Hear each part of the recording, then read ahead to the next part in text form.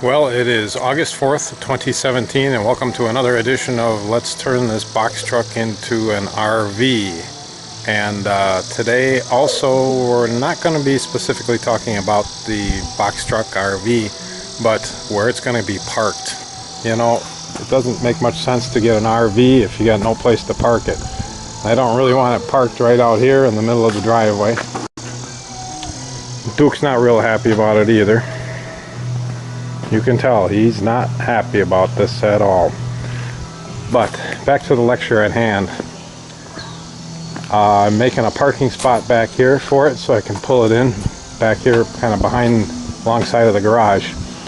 And I got a good friend and neighbor to bring up a couple loads of fill for me. You can see I've got it mostly spread around and coming out with a level parking pad, so that I can back it up in here and it's not such an eyesore sitting out in the middle of the driveway.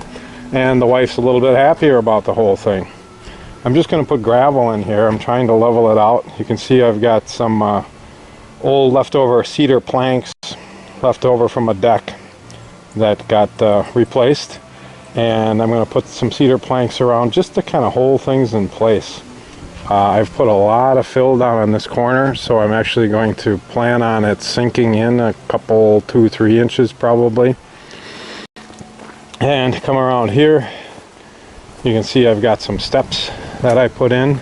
I still want to put some rock retaining walls around here, and it's going to get covered with stone up there. I use this river rock around the house and it makes for a nice pathway.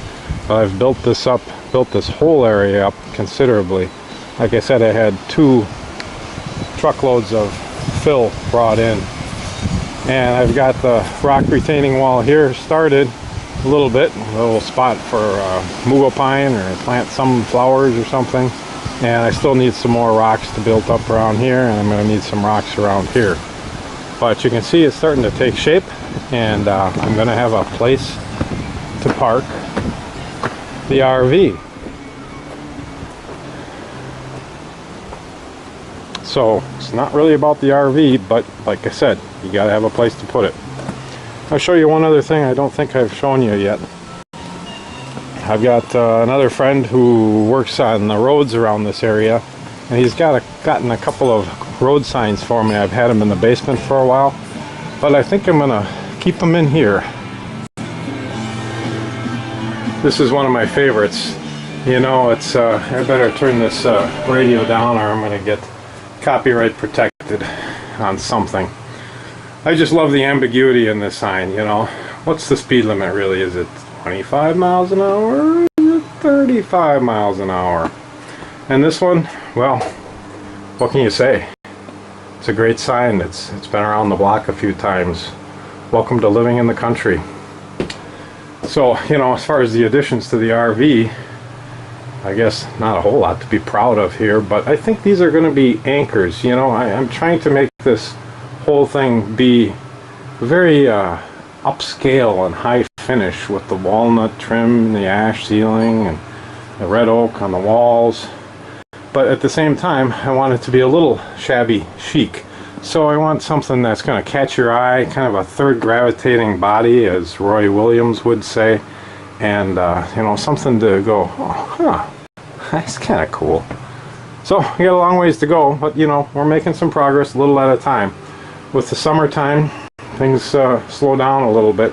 I don't have quite as much time to devote to this project. But that does not mean my enthusiasm has waned.